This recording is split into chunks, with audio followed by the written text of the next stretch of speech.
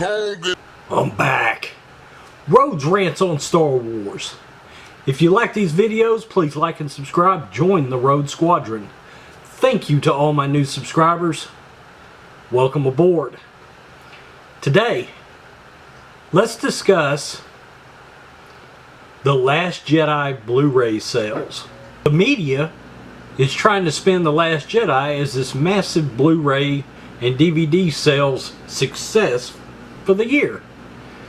Well, let's take a deeper dive. First, we're going to cover an article by comicbook.com and our friend Patrick Cavanaugh. And then we'll take a deeper dive into the numbers and find out if they are really what they seem. Star Wars The Last Jedi is the top-selling Blu-ray of 2000. Star Wars The Last Jedi was one of the most successful films of 2017, which has helped make it the most successful Blu-ray release of the year thus far. According to the numbers, The Last Jedi has sold more than 3 million units since its release on March 27th. Having taken in 1.4 billion worldwide at the theater, by the way, he did not put that in here, it's clear that the overwhelming popularity of the film resulted in the strong response to its home video release. This is where things get a little not so clear cut. Black Panther isn't far behind the Star Wars film, which is impressive as it hit shelves nearly 2 months later after The Last Jedi. A better reflection of The Last Jedi's success would be comparing it to Thor Ragnarok, which comes in third, and it hit Blu-ray the first week of March, and that film made $853 million worldwide. Okay, and it does go on to say that all three of the movies that are in the top three are owned by Disney. Okay, fair enough. But let's dive a little deeper into these numbers, shall we? Let's examine The Last Jedi's numbers. We're going to look at the Blu-ray sales and then the DVD sales for The Last Jedi. For The Last Jedi, we're looking at $69,409,000, and that is for Blu-ray sales. Now, for DVD sales, we're looking at $15,150,000. Okay? Now, on a side note, for actual regular DVD sales, The Last Jedi is actually only 6th for the year, behind 5 other movies, and Black Panther has beat The Last Jedi by nearly $7 million. So if you add up the Blu-ray sales for The Last Jedi and the DVD sales, you have $84 million in total between the two. That's pretty good. But let's take a little bit of a deeper dive versus other Star Wars movies. By comparison, a movie that, especially as far as Rotten Tomatoes go, The Force Awakens and myself, The Force Awakens had a total DVD and Blu-ray sales combined total of $189,900,000. $100 million more dollars than The Last Jedi. Okay? And the reason I wanted to look at this is because one of the things I look at when it comes to gauging a Star Wars movie is how rewatchable is that Star Wars movie. Now, what I will tell you is I really like The Force Awakens. I know there's some people that don't, but the Rotten Tomatoes score reflects that most people did like the Force Awakens. But by comparison, The Last Jedi is still sitting at 46% on Rotten Tomatoes, which means the majority did not like that movie, in turn hurting the rewatchability. And I think that was reflected both at the box office, 1.4 billion worldwide, versus The Force Awakens, 2 billion worldwide.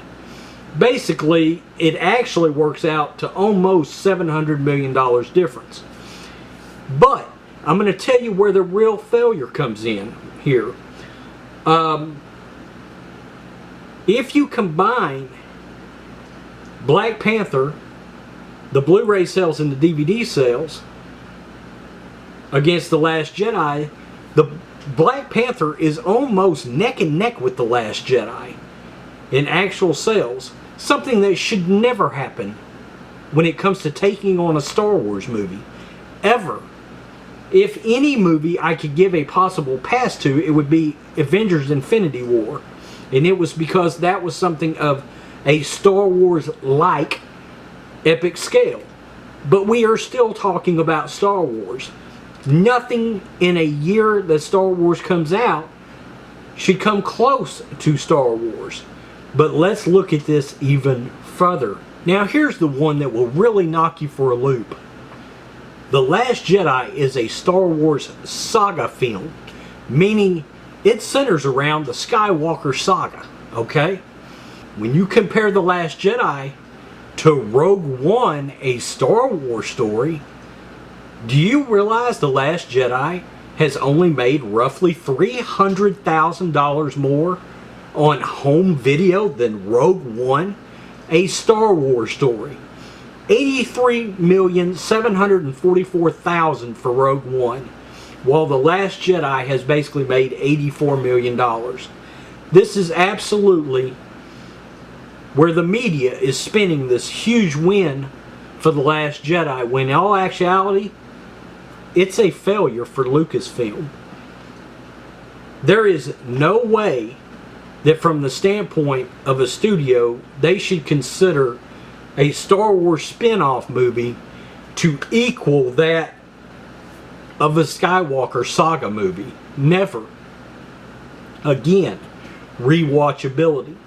I have seen The Force Awakens probably 70 times. I've seen Rogue One probably 15 to 20 times. I have watched The Last Jedi 2.5 times. The next time I watch it, it will be when Ivan Ortega's recut comes out. I even tried to watch it on Netflix. I can't get through it. I lasted about 12 minutes. Watchability means as you're passing around on your clicker and you find a movie that you love and it's on TBS or TNT or USA or Sci-Fi, you always stop and you finish it till the end. Jurassic Park, Jurassic World, Raiders of the Lost Ark, Jaws, the original Star Wars trilogy, for me, The Force Awakens. All these movies have a very, very high rewatchable factor. The Last Jedi, the great majority says, has no rewatch factor. And a Star Wars movie that does not have a rewatch factor is a failure. Are you hearing me, Lucasfilm? For all the new subscribers, I appreciate it. Join the Rhodes Squadron. Give this video a thumbs up. Smash subscribe. Until next time, peace. I'm out.